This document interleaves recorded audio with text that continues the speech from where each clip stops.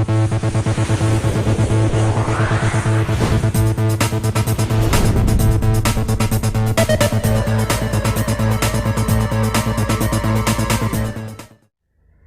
Friends, स्वागत है आपका हमारे यूट्यूब चैनल केनस्ट्रीम पर। दोस्तों, पिछले वीडियो लेक्चर में मैंने आप लोगों को सेंटेंस मेकिंग स्ट्रक्चर एसवीओ के बारे में बताना शुरू किया था। अभी एक सीरीज चल रही है हमारी, जिसके अंतर्गत हम लोगों को यह सीखना है कि सब्जेक्ट, वर्ब और ऑब्जेक्ट को जानने के बाद इन तीनों चीजों के सहायता से हम किसी वाक्य की रचना या किसी सेंटेंस की रचना कैसे करते हैं। आमतौर पर जब हम स्कूल्स में होते हैं तो हमें हमारे टीचर्स बताते हैं कि किसी भी वाक्य की रचना के लिए हम लोगों को तीन चीजों की जरूरत होती है, सब्जेक्ट, वर्ब और ऑब्जेक्ट। लेकिन दोस्तों, पिछले ही वीडियो लेक्चर में मैंने आपको बताया था कि किसी भी वाक्य की रचना के लिए मुख्यतः सब्जेक्ट और वर्ब की आवश्यकता तो पड़ती है, लेकिन ऑब्जेक्ट की आवश्यकता पड़े ये जरूरी नहीं होता, क्योंकि सब्जेक्ट और वर्ब का होना किसी सेंटेंस पे जरूरी है, ऑब्जेक्ट का नहीं। और अगर ऑब्जेक्ट का जरूरी नहीं है होना, तो फिर ऑब्जेक्ट का ऑप्शन क्या है? तो दोस्तों, ऑब्जेक्ट का ऑप्शन होता है कॉम्प्लीमेंट। कॉम्प्लीमेंट की मदद से हम ऑब्जेक्टिव पार्ट में जो कमियां होती हैं उन कमियों को दूर कर सकते हैं। तो उन चीजों को मैं धीरे धीरे करके आपको एक्सप्लेन करूंगा। चलिए शुरू करते हैं आज के वीडियो लेक्चर में। हम देखते हैं ऑब्जेक्ट और कॉम्प्लीमेंट दरअसल होते क्या है। तो मैं इससे पहले कि आपको कॉम्प्लीमेंट को समझाऊं, सबसे पहले आपको ऑब्जेक्ट के बारे में बता देता हूं, क्योंकि कॉम्प्लीमेंट की बारी ऑब्जेक्ट के बाद ही आती है। अगर आप ऑब्जेक्ट को समझ जाएंगे तो कॉम्प्लीमेंट को समझना आपके लिए आसान हो जाएगा। तो दोस्तों देखिए, यहां पे हमने लिखा है ऑब्जेक्ट और यहां पे हमने लिखा है कॉम्प्लीमेंट। तो ऑब्जेक्ट किसको बोलते हैं? दोस्तों, सामान्य भाषा में अगर हम बोलें तो ऑब्जेक्ट किसी भी वाक्य का वह भाग होता है जो सब्जेक्ट के द्वारा किए गए कार्य या फिर सब्जेक्ट के द्वारा किए गए एक्शन को डायरेक्ट रिसीव करता है। मतलब कोई भी कार्य सब्जेक्ट करता है, उसका असर जिसके ऊपर पड़ता है उसे हम कहते हैं ऑब्जेक्ट। एक बार फिर से मैं रिपीट कर दूं आपको कि सब्जेक्ट जो कार्य करता है, उस कार्य का असर जिसके ऊपर पड़ता है या उसका फर्क जिसके ऊपर पड़ता है, उसे हम बोलते हैं ऑब्जेक्ट। तो देखिए, अब ऑब्जेक्ट को भी हम लोग तीन भाग में बांट सकते हैं। ऑब्जेक्ट मतलब ऑब्जेक्ट ही नहीं होता, ऑब्जेक्ट को भी हम तीन भाग में कैटेगराइज कर सकते हैं। कौन कौन से? पहला है आपका डायरेक्ट ऑब्जेक्ट, दूसरा है आपका इनडायरेक्ट ऑब्जेक्ट और तीसरा है आपका प्रीपोजिशनल ऑब्जेक्ट। अब समझते हैं कि डायरेक्ट, इनडायरेक्ट और प्रीपोजिशनल ऑब्जेक्ट होते क्या हैं। तो दोस्तों, डायरेक्ट ऑब्जेक्ट वे ऑब्जेक्ट होते हैं जिसपे सब्जेक्ट के द्वारा किए गए कार्य का सीधा असर पड़ता है, डायरेक्ट असर पड़ता है। आप इन शब्द से ही समझ सकते हैं, डायरेक्ट मतलब होता है सीधा, मतलब स्ट्रेट। तो सब्जेक्ट के द्वारा जो कोई कार्य किया जाता है, उसका असर जिस ऑब्जेक्ट के ऊपर पड़ता है वो हमारा कहलाता है डायरेक्ट ऑब्जेक्ट। इनडायरेक्ट ऑब्जेक्ट का मतलब होता है कि वे ऑब्जेक्ट या फिर हमारे वाक्य में आने वाले वे शब्द जिसके ऊपर सब्जेक्ट के द्वारा किए गए कार्य का सीधा प्रभाव नहीं पड़ता, वो हमारे कहलाते हैं इनडायरेक्ट ऑब्जेक्ट। और प्रीपोजिशनल ऑब्जेक्ट वे ऑब्जेक्ट होते हैं जिसके पहले प्रीपोजिशन का इस्तेमाल किया जाता है। प्रीपोजिशन अगर आपने पढ़ा होगा स्कूल्स में तो आपने सुना होगा, देखा होगा, पढ़ा होगा कि इन, इनटू, अपन, ऑन, एट, ये जो छोटे छोटे शब्द आते हैं ये हमारे होते हैं प्रीपोजिशन। तो दोस्तों, आज हम लोग शुरू करने जा रहे हैं ऑब्जेक्ट के तीनों भागों को समझना। इन तीनों भागों को समझने के बाद सेंटेंस मेकिंग स्ट्रक्चर एसवीओ जो हमने फर्स्ट वीडियो लेक्चर में पढ़ा था, वो पार्ट पूरी तरह से कंप्लीट हो जाएगा। जैसे ही ये पार्ट कंप्लीट होता है, इसके तुरंत बाद हम लोग ग्रामर्स को शुरू करेंगे। दोस्तों, ग्रामर्स को आप समझें, वाक्यों की आप रचना करें, आप इंग्लिश बोलें, इसके लिए जरूरी होता है कि आप सेंटेंस को बनाना अच्छे ढंग से सीख जाएं। इसीलिए मैंने जब सीरीज की शुरुआत की थी तो सबसे पहले मैंने आपको सब्जेक्ट को बताया था, सब्जेक्ट के तुरंत बाद मैंने आपको वर्ब्स के बारे में बताया था, और वर्ब्स में भी वर्ब्स के सारे प्रकार के बारे में बताया था कि कौन कौन से वर्ब होते हैं और कौन कौन से वर्ब का इस्तेमाल या प्रयोग हम कहां कहां पे करते हैं। तो सब्जेक्ट हमारा खत्म हो गया, वर्ब हमारा कंप्लीट हो गया, और इसके बाद है ऑब्जेक्ट की बारी। तो वही ऑब्जेक्ट हम लोग अभी देखने वाले हैं। तो ऑब्जेक्ट के अंतर्गत हम लोग पढ़ते हैं डायरेक्ट, इनडायरेक्ट और प्रीपोजिशनल ऑब्जेक्ट। इसको हम लोग एग्जांपल्स के माध्यम से समझेंगे। अब ये मैंने जो डायरेक्ट, इनडायरेक्ट और ऑब्जेक्ट की जो डेफिनेशन आपको बताई, इसके पहले मैं आपको कॉम्प्लीमेंट के बारे में भी थोड़ा सा बता दूं। कॉम्प्लीमेंट होते क्या हैं? ऑब्जेक्ट की अनुपस्थिति में, ऑब्जेक्ट की अनुपस्थिति में मतलब अब्सेंस में, मतलब अगर किसी वाक्य में ऑब्जेक्ट ना हो तो उस वाक्य को पूरा करने के लिए कुछ शब्दों की आवश्यकता होती है जो सेंटेंस के सेंस को, मतलब सेंटेंस को हम समझ पाए कि सेंटेंस किस बारे में हो रहा है, किस बारे में बात हो रही है, सेंटेंस में क्या हो रहा है, उसको बताने के लिए, उसको कंप्लीट करने के लिए जिन शब्दों का इस्तेमाल होता है उसको हम बोलते हैं कॉम्प्लीमेंट। कॉम्प्लीमेंट भी दो तरह के होते हैं, एक होता है सब्जेक्टिव कॉम्प्लीमेंट और एक होता है ऑब्जेक्टिव कॉम्प्लीमेंट। सब्जेक्टिव कॉम्प्लीमेंट का मतलब होता है कि वे शब्द जो सब्जेक्ट के विशेषता को बताए वो हमारे कहलाते हैं सब्जेक्टिव कॉम्प्लीमेंट। और ऑब्जेक्टिव कॉम्प्लीमेंट वे कॉम्प्लीमेंट्स होते हैं जो ऑब्जेक्ट की विशेषता को बताता है। मैं एक बार फिर से रिपीट कर दूं, जो सब्जेक्ट की विशेषता बताता है वो सब्जेक्टिव कॉम्प्लीमेंट, जो ऑब्जेक्ट की विशेषता बताता है वो कहलाता है ऑब्जेक्टिव कॉम्प्लीमेंट। अब देखिए, अब यहां से हम लोग शुरू कर सकते हैं ऑब्जेक्ट को। तो दोस्तों देखिए, सबसे पहला एग्जांपल है हमारा ऑब्जेक्ट के अंतर्गत, ही प्लेज क्रिकेट, वह क्रिकेट खेलता है। तो देखिए, ही आपका सब्जेक्ट हो गया, प्ले आपका खेलना, प्ले मतलब होता है खेलना, ये आपका वर्ब हो गया। अब इसका डायरेक्ट प्रभाव किसके ऊपर पड़ रहा है? क्रिकेट के ऊपर। अब आप कहेंगे कि सर क्रिकेट तो खेल है, तो खेल के ऊपर इसका क्या प्रभाव पड़ेगा? तो दोस्तों खेल क्या है? खेल क्रिकेट है, लेकिन क्रिकेट के अंतर्गत आप किन चीजों का इस्तेमाल करते हैं? आप बॉल का इस्तेमाल करते हैं, आप बैट का इस्तेमाल करते हैं, आप इधर से उधर जाते हैं, घूमते हैं, फिरते हैं, या मैं ये कह सकता हूं कि आप बल्ला चलाते हैं, आप बॉल डालते हैं। तो कुल मिला के जब आप खेलते हैं तो उसका प्रभाव आपके खेल पर पड़ता है, आप पर पड़ता है। तो इसलिए ये जो क्रिकेट है आपका यहां पे ऑब्जेक्ट होगा, क्योंकि आपके खेलने का सीधा असर क्रिकेट के ऊपर पड़ रहा है। क्योंकि उसमें जो बैट है, जो बॉल है, जिन चीजों का आप इस्तेमाल करते हैं गेम के अंतर्गत, उसमें हलचल हो रही है, उसको इधर से उधर मूव करना पड़ रहा है, मतलब आपके सब्जेक्ट का असर खेल के ऊपर पड़ रहा है। तो यह आपका हो गया ऑब्जेक्ट। दूसरे एग्जांपल को देखिए, I threw the ball. I threw the ball का मतलब होगा कि मैंने गेंद को फेंका, मैंने गेंद को फेंका। अब देखिए, आई आपका सब्जेक्ट हो गया, थ्रू मतलब हो गया आपका वर्ब का सेकंड फॉर्म, थ्रो मतलब होता है फेंकना, और उसका सेकंड फॉर्म होता है थ्रू। और आपने किसको फेंका? आपने बॉल को फेंका। तो आपने बॉल को फेंका तो मूवमेंट किसके अंदर हुआ? अपनी जगह से कौन हिला? बॉल हिला। जब आपने फेंका तो बॉल आपकी जगह से हिल गया। तो इसका मतलब यह हुआ कि बॉल आपका ऑब्जेक्ट हुआ, क्योंकि मैंने अभी अभी कहा था कि सब्जेक्ट के द्वारा किए गए कार्य का असर जिसके ऊपर पड़ता है वही हमारा कहलाता है ऑब्जेक्ट। और अगर सब्जेक्ट के द्वारा किए गए कार्य का असर किसी के ऊपर नहीं पड़ा तो वो हमारा ऑब्जेक्ट नहीं हो सकता, वो हमारा होगा कॉम्प्लीमेंट। अब देखिए, पहले एग्जांपल जो मैंने आपको बताया इसमें आपका ही प्लेस क्रिकेट, और दूसरा एग्जांपल जो मैंने आपको बताया आई थ्रू द बॉल, इसमें डायरेक्ट ऑब्जेक्ट है कि इनडायरेक्ट ऑब्जेक्ट है, इसको भी समझना जरूरी है। तो दोस्तों मैं आपको बता देता हूं कि किसी भी वाक्य में डायरेक्ट और इनडायरेक्ट दोनों ऑब्जेक्ट एक साथ आ सकते हैं। किसी भी वाक्य में डायरेक्ट और इनडायरेक्ट ऑब्जेक्ट एक साथ आ सकते हैं। तो डायरेक्ट ऑब्जेक्ट वो ऑब्जेक्ट होगा जिसके ऊपर डायरेक्ट असर पड़ेगा, इनडायरेक्ट ऑब्जेक्ट वो ऑब्जेक्ट होगा जिसके ऊपर डायरेक्ट असर नहीं पड़ेगा। तो देखिए, यहां पे कहीं पे भी दो ऑब्जेक्ट दिख रहा है क्या? यहां पे ही सब्जेक्ट हो गया, प्ले खेल हो गया, आपका क्रिकेट ऑब्जेक्ट हो गया। यहां पे सिर्फ एक ही ऑब्जेक्ट है। तो इसकी भी एक छोटी सी जानकारी मैं आपको दे दूं कि अगर किसी वाक्य में सिर्फ एक ही ऑब्जेक्ट हो, मैं आपको रिपीट कर देता हूं कि अगर किसी वाक्य में सिर्फ एक ही ऑब्जेक्ट हो तो वो हमारा कहलाता है डायरेक्ट ऑब्जेक्ट, उसमें इनडायरेक्ट के लिए कोई जगह नहीं होती। जब कभी भी किसी वाक्य में दो ऑब्जेक्ट होंगे तभी हम कहेंगे कि एक डायरेक्ट ऑब्जेक्ट है और एक इनडायरेक्ट ऑब्जेक्ट है। लेकिन जब किसी वाक्य में सिर्फ एक ही ऑब्जेक्ट रहेगा तो वो हमारा डायरेक्ट ऑब्जेक्ट कहलाएगा, इनडायरेक्ट नहीं हो सकता। अब अगर आपको समझना है कि डायरेक्ट और इनडायरेक्ट होता क्या है तो उसके लिए एक शॉर्टकट डेफिनेशन और मैं बता देता हूं। आप सेंटेंस में पूछेंगे क्या तो आपका डायरेक्ट ऑब्जेक्ट निकल के आएगा, और आप सेंटेंस में पूछेंगे किसको तो आपका इनडायरेक्ट ऑब्जेक्ट निकल के आएगा।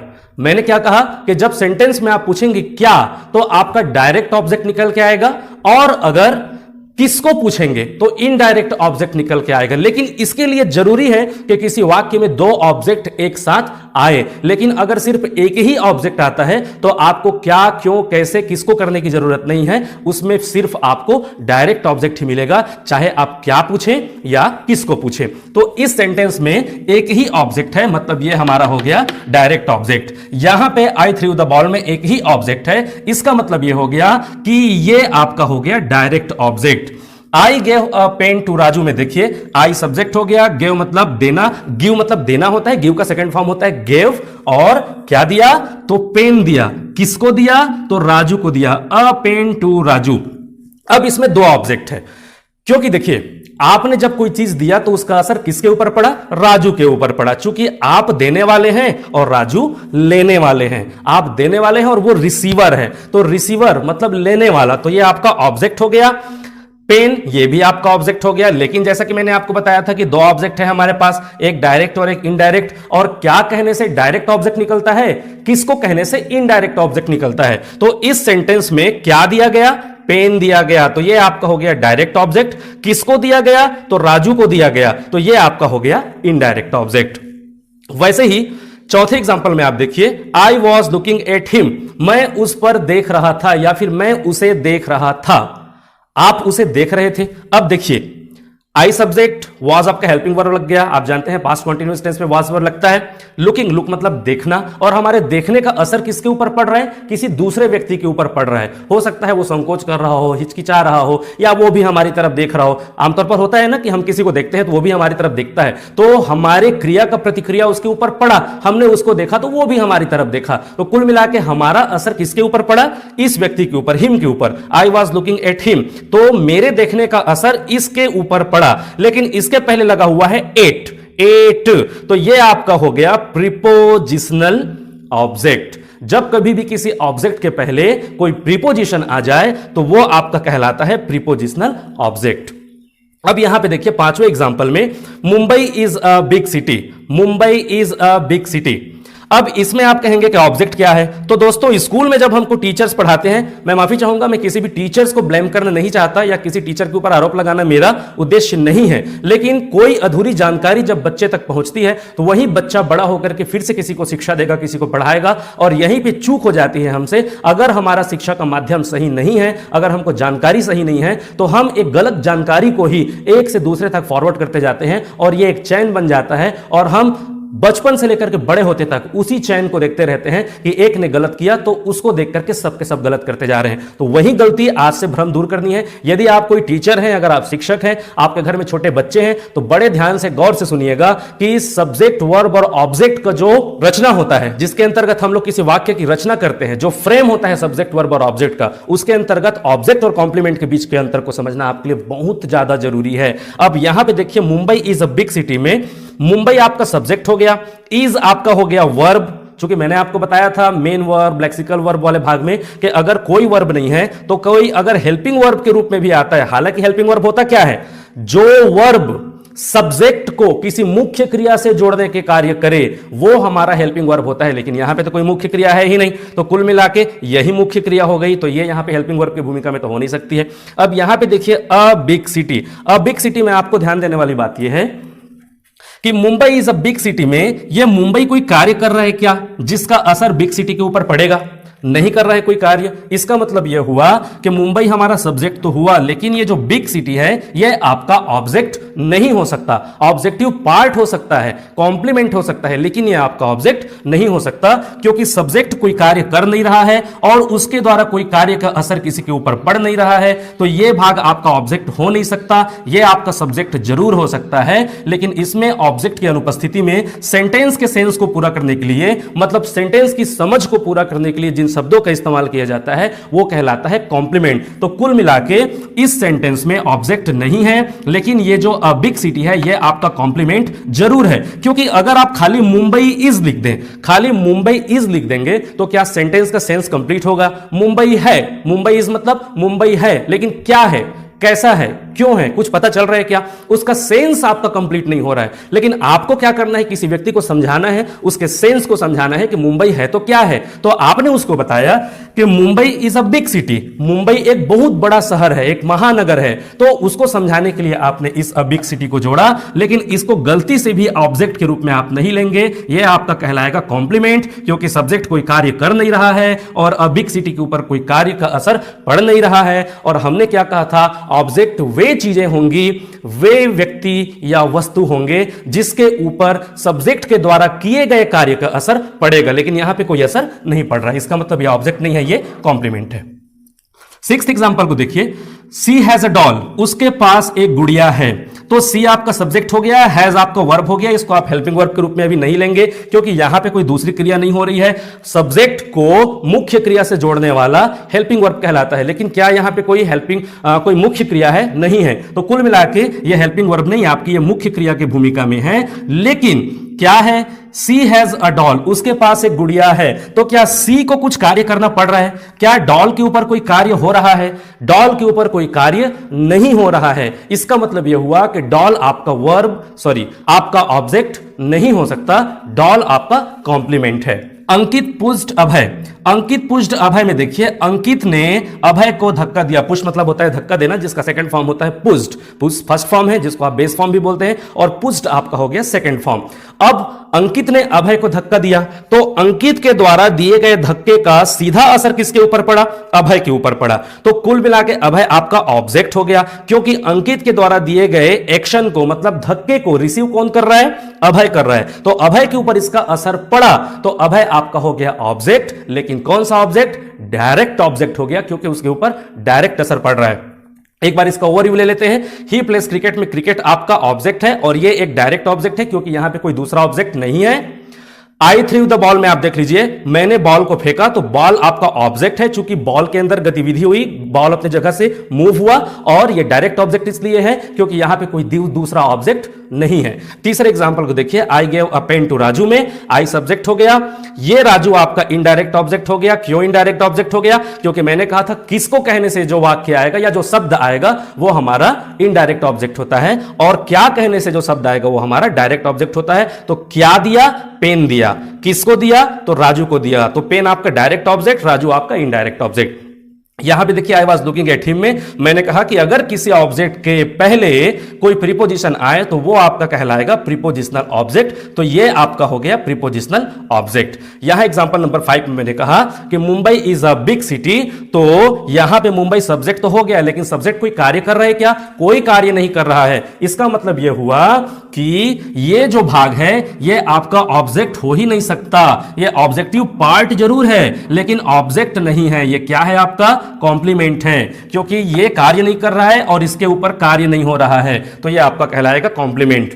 यहां पे सी हैज अ डॉल में सी के पास गुड़िया तो है, डॉल तो है, लेकिन क्या वो उसके ऊपर कोई कार्य कर रही है? नहीं कर रही है, मतलब ये कॉम्प्लीमेंट होगा, ऑब्जेक्ट नहीं हो सकता। इसमें देखिए, अंकित पुष्ट अभय में अंकित ने अभय को धक्का दिया, और इसमें अंकित के द्वारा कार्य किया गया और उसके कार्य का सीधा असर अभय के ऊपर हुआ, तो अभय आपका ऑब्जेक्ट तो हुआ ही, साथ ही ये डायरेक्ट ऑब्जेक्ट होगा। अब देखिए, हम शुरू करते हैं कॉम्प्लीमेंट को। कॉम्प्लीमेंट क्या होता है? इसका एक शॉर्ट डेफिनेशन मैंने आपको बता दिया है कि कोई भी वाक्य में ऑब्जेक्ट की अनुपस्थिति में अगर ऑब्जेक्ट नहीं होगा तो सेंटेंस के सेंस को पूरा करने के लिए जिन शब्दों का, जिन वाक्यों का, पदबंधों का उपयोग किया जाता है, फ्रेज का इस्तेमाल किया जाता है, वो हमारे कहलाते हैं कॉम्प्लीमेंट। और कॉम्प्लीमेंट को भी आप दो भाग में बांट सकते हैं। पहला होता है सब्जेक्टिव कॉम्प्लीमेंट और दूसरा होता है ऑब्जेक्टिव कॉम्प्लीमेंट। और ये दोनों क्या चीजें होती हैं, आइए समझते हैं। सबसे पहले एग्जांपल में देखिए, शशांक इज एन इंजीनियर। तो कॉम्प्लीमेंट को समझने के लिए अभी जो डेफिनेशन मैंने दिया उससे अलग एक और छोटा सा डेफिनेशन मैं दे देता हूं। वो ये है कि सब्जेक्ट और वर्ब के बाद आने वाला भाग, सब्जेक्ट और वर्ब के बाद आने वाला भाग यदि सब्जेक्ट की ही कोई प्रॉपर्टी हो, मतलब सब्जेक्ट का ही कोई अंश हो, तो वो ऑब्जेक्ट हो ही नहीं सकता, वो कॉम्प्लीमेंट ही होगा। यहां पे देखिए, Shashank is an engineer. Shashank एक इंजीनियर है, तो कौन है? एक इंजीनियर तो है, लेकिन कौन है? शशांक है। मतलब हम किसके बारे में बात कर रहे हैं? शशांक के बारे में बात कर रहे हैं। तो शशांक इज एन इंजीनियर। अब यहां पे देखिए, शशांक आपका सब्जेक्ट हो गया, इज आपका वर्ब हो गया, इंजीनियर आपका हो गया कॉम्प्लीमेंट। ये आपका हो गया कॉम्प्लीमेंट। अच्छा, मैंने अभी अभी और भी कहा था कि कॉम्प्लीमेंट में हमको ये देखना है कि सब्जेक्टिव कॉम्प्लीमेंट है कि ऑब्जेक्टिव कॉम्प्लीमेंट है। तो ये एक सब्जेक्टिव कॉम्प्लीमेंट होगा। क्यों सब्जेक्टिव कॉम्प्लीमेंट होगा? क्योंकि इंजीनियर कौन है? शशांक है। तो शशांक के बारे में हम बता रहे हैं कि इंजीनियर तो है, कौन? इंजीनियर आपका हो गया कॉम्प्लीमेंट, लेकिन ये इंजीनियर किसके बारे में बात कर रहे हैं? शशांक के बारे में बात कर रहे हैं। मतलब इंजीनियर कौन है? शशांक है। तो शशांक इज एन इंजीनियर में शशांक आपका हो गया सब्जेक्ट और इंजीनियर आपका हो गया कॉम्प्लीमेंट। और ये कॉम्प्लीमेंट कहलाएगा सब्जेक्टिव कॉम्प्लीमेंट, क्योंकि ये सब्जेक्ट के बारे में बता रहा है। क्योंकि इंजीनियर कौन है? ये सब्जेक्ट है, शशांक आपका सब्जेक्ट है, इसलिए शशांक आपका सब्जेक्टिव कॉम्प्लीमेंट, इंजीनियर आपका सब्जेक्टिव कॉम्प्लीमेंट हो गया। यहां पे देखिए, रितु इज ब्यूटीफुल। तो रितु इज ब्यूटीफुल में रितु सब्जेक्ट हो गई, इज आपका वर्ब हो गया, और ब्यूटीफुल तो ब्यूटीफुल मतलब क्या होता है? सुंदर। तो सुंदर कौन है?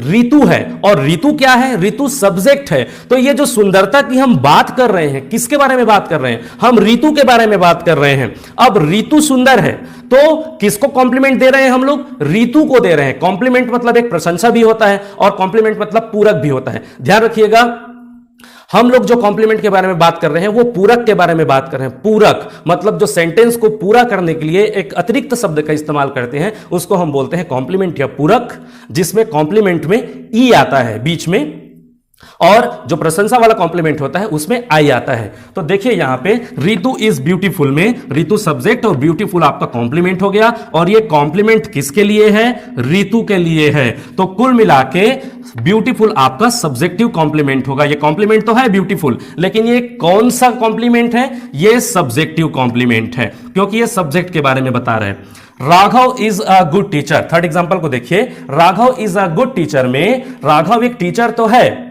ठीक है, Raghav is a good teacher. अच्छा, मैं आपको फिर से एक बार रिपीट कर दूं कि यहां पे राघव कोई कार्य कर रहा है क्या? नहीं कर रहा है, वो सिर्फ एक शिक्षक है। कैसा शिक्षक है? गुड टीचर, मतलब अच्छा शिक्षक है। तो यहां पे राघव को कोई कार्य करना पड़ रहा है क्या, जिसका ऑब्जेक्ट के ऊपर कोई असर हो? नहीं कर रहा है कोई कार्य। इसका मतलब क्या हुआ? ये जो पार्ट है आपका ऑब्जेक्ट तो हो ही नहीं सकता, ये पार्ट आपका होगा कॉम्प्लीमेंट। और ये कॉम्प्लीमेंट क्या है? गुड होना, मतलब अच्छा होना। तो गुड टीचर कौन है? राघव है। टीचर तो है, और वो टीचर कैसा टीचर है? गुड टीचर है, अच्छा टीचर है। लेकिन ये जो अच्छा टीचर है वो कौन है? तो वो है राघव। तो इसमें हम लोग किसके बारे में बात कर रहे हैं? राघव के बारे में। तो ये कॉम्प्लीमेंट तो है, लेकिन ये सब्जेक्टिव कॉम्प्लीमेंट है, क्योंकि राघव हमारा सब्जेक्ट है। अब देखिए फोर्थ एग्जांपल को, I gave him a blue pen. अब देखिए यहां तक हमने शशांक, ऋतु, राघव के अंतर्गत हम लोगों ने सब्जेक्टिव कॉम्प्लीमेंट को समझ लिया। चौथे एग्जांपल को देखिए, I gave him a blue pen. I आपका सब्जेक्ट हो गया, गिव का सेकंड फॉर्म होता है देना, हिम आपका हो गया ऑब्जेक्ट, ये ब्लू पेन। अब देखिए पेन ऑब्जेक्ट है आपका, हिम आपका ऑब्जेक्ट है, दोनों ऑब्जेक्ट है। एक डायरेक्ट ऑब्जेक्ट है, एक इनडायरेक्ट ऑब्जेक्ट है। जैसा कि मैंने आपको कहा था, क्या कहने से डायरेक्ट ऑब्जेक्ट आता है, तो क्या कहने से क्या आ रहा है यहां पे? Pen. I gave him a blue pen, मैंने उसको ब्लू पेन दिया, तो क्या दिया? पेन दिया। तो पेन आपका हो गया डायरेक्ट ऑब्जेक्ट, लेकिन किसको दिया? तो हमने दिया उसको, मतलब हिम को। तो हिम तो आपका हो गया इनडायरेक्ट ऑब्जेक्ट। तो हमको डायरेक्ट ऑब्जेक्ट भी मिल गया और इनडायरेक्ट ऑब्जेक्ट भी मिल गया। अब हमको खोजना क्या है? उसका कॉम्प्लीमेंट खोजना है हम लोगों को, कि उसका कॉम्प्लीमेंट क्या है, किस तरह का कॉम्प्लीमेंट इसमें लगा हुआ है। तो देखिए I gave him a blue pen में ब्लू आपका कॉम्प्लीमेंट है, किसके लिए है? पेन के लिए है। इसको बोलते हैं ऑब्जेक्टिव कॉम्प्लीमेंट। ये पोर्शन आपका हो गया कॉम्प्लीमेंट। और ये किस तरह का कॉम्प्लीमेंट है? ये आपका ऑब्जेक्टिव कॉम्प्लीमेंट है, क्योंकि ये किसकी खासियत बता रही है? इस पेन की खासियत बता रही है, और पेन क्या है आपका? ऑब्जेक्ट है। तो ऑब्जेक्ट की खासियत बताने वाली चीजों को हम ऑब्जेक्टिव कॉम्प्लीमेंट बोलते हैं। अब देखिए we were playing an old guitar. यहां पे भी आप देख लीजिए, वी आपका सब्जेक्ट हो गया, वर्ब आपका हेल्पिंग वर्ब हो गया, जो आप पास्ट कॉन्टिन्यूअस टेंस में लगाते हैं। प्ले के बाद आईएनजी लगा है, मतलब स्पष्ट हो गया कि ये जो वाज वर्ब लगा है ये पास्ट कॉन्टिन्यूअस टेंस की ओर इशारा कर रहा है। अब we were playing an old guitar, तो गिटार आपका ऑब्जेक्ट है, और ये ओल्ड क्या है? इसकी खासियत है। किसकी खासियत है? गिटार की खासियत है, मतलब उसकी विशेषता है कि हम तो गिटार बजा रहे थे, लेकिन कैसा गिटार बजा रहे थे? हम एक पुराने गिटार को बजा रहे थे। तो ये जो खासियत बता रहा है पुराना, ये किसकी खासियत है? ये गिटार की खासियत है, क्योंकि हम जब बजा रहे थे तो उसका असर किसके ऊपर पड़ रहा था? देखिए गिटार के ऊपर। तो गिटार आपका कॉम्प्लीमेंट तो हो नहीं सकता, यह आपका ऑब्जेक्ट ही होगा। जैसे मैंने पिछले वीडियो लेक्चर में मैंने आपको बताया था कि कोई भी कार्य आप कर रहे हैं, गिटार को आप बजा रहे हैं, तो गिटार के ऊपर असर पड़ रहा है ना, तो गिटार तो आपका ऑब्जेक्ट है, वो कॉम्प्लीमेंट हो ही नहीं सकता। लेकिन ये ओल्ड क्या है? ओल्ड आपका कॉम्प्लीमेंट है, क्योंकि ये कॉम्प्लीमेंट किसके लिए है? गिटार के लिए है। ओल्ड क्या है? गिटार है। गिटार की खासियत यह है कि गिटार ओल्ड हो गया है, पुराना हो गया है। तो कुल मिला के यहां पे ऑब्जेक्टिव कॉम्प्लीमेंट है ओल्ड, ये सब्जेक्टिव कॉम्प्लीमेंट नहीं हो सकता, चूंकि ये ऑब्जेक्ट की खासियत बता रहे हैं। यहां पे देखिए ही मेड मी हैप्पी। अब ये इंटरेस्टिंग है, इसको भी देखिए। ही मेड मी हैप्पी, ही आपका सब्जेक्ट हो गया, मेड आपका, मेड मतलब करना या फिर बनाना। यहां पे इसका आशय है करना। मी का मतलब होता है मुझे, और हैप्पी मतलब खुश। तो ही मेड मी हैप्पी का मतलब होगा उसने मुझे खुश कर दिया, उसने मुझे खुश कर दिया। तो उसने खुश तो कर दिया, लेकिन किसको कर दिया? मुझे कर दिया। तो ये जो खुशी आ रही है ये किसके लिए आ रही है? खुश हो कौन रहा है? तो मैं खुश हो रहा हूं, क्योंकि इसका सेंस क्या आ रहा है, इसका मतलब क्या निकल रहा है कि उसने मुझे खुश कर दिया, तो मैं ऑब्जेक्ट हूं मुझे, और ये जो खुशी है वो किसको मिल रही है? मुझे मिल रही है। मतलब ये आपका जो हैप्पी है ये आपका हो गया ऑब्जेक्टिव कॉम्प्लीमेंट, क्योंकि ही मेड मी हैप्पी में हैप्पी आपका एक कॉम्प्लीमेंट है और वो किसके ऊपर अप्लाई हो रहा है? ऑब्जेक्ट के ऊपर हो रहा है, मुझे, मेरे ऊपर हो रहा है। तो ये आपका हो गया ऑब्जेक्टिव कॉम्प्लीमेंट या सब्जेक्टिव कॉम्प्लीमेंट नहीं है। 7th एग्जांपल में देखिए, I created an English YouTube channel. ये बड़ा इंटरेस्टिंग चीज है, इसके बारे में आपको जरूर जानना चाहिए, क्योंकि ये चैनल हम लोगों ने क्रिएट किया है आप ही लोगों के लिए। ज्यादा से ज्यादा सब्सक्राइब कीजिए, इस तरह के अच्छे अच्छे नॉलेज आपको मिलते रहेंगे। खैर वो बात की बात है। यहां पे देखिए, I created an English YouTube channel में आई सब्जेक्ट हो गया, क्रिएट मतलब हो गया बनाना या रचना करना, एन इंग्लिश यूट्यूब चैनल। अब देखिए हमने यूट्यूब चैनल तो बनाया, हमने क्या बनाया? यूट्यूब चैनल बनाया। तो यूट्यूब चैनल हम जब पूछेंगे कि हमने क्या बनाया, तो आंसर तो निकल के आ जाता है कि हमने YouTube चैनल बनाया। तो YouTube हमारा डायरेक्ट ऑब्जेक्ट है, लेकिन उस ऑब्जेक्ट की खासियत क्या है? वो चैनल किस चीज के लिए है? तो वो है एक इंग्लिश YouTube चैनल या फिर स्पोकन इंग्लिश YouTube चैनल। तो उस YouTube चैनल की खासियत यह है कि वो स्पोकन इंग्लिश या इंग्लिश जैसी चीजों के बारे में आपको जानकारी देता है, अपडेट कराता है। तो ये YouTube चैनल की खासियत हो गई, और YouTube क्या था? हमारा ऑब्जेक्ट था। तो ऑब्जेक्ट की खासियत बताने वाली चीजों को हम ऑब्जेक्टिव कॉम्प्लीमेंट बोलते हैं। तो दोस्तों इस तरह से आपने देखा कि हमने ऑब्जेक्ट और कॉम्प्लीमेंट को कंप्लीट कर लिया। ऑब्जेक्ट के तीनों पार्ट, डायरेक्ट, इनडायरेक्ट और प्रीपोजिशनल ऑब्जेक्ट को हमने समझा। यहां पे हमने कॉम्प्लीमेंट में सब्जेक्टिव और ऑब्जेक्टिव कॉम्प्लीमेंट को समझा, और इस तरह से हम लोगों ने ऑब्जेक्ट और कॉम्प्लीमेंट दोनों को समझ लिया।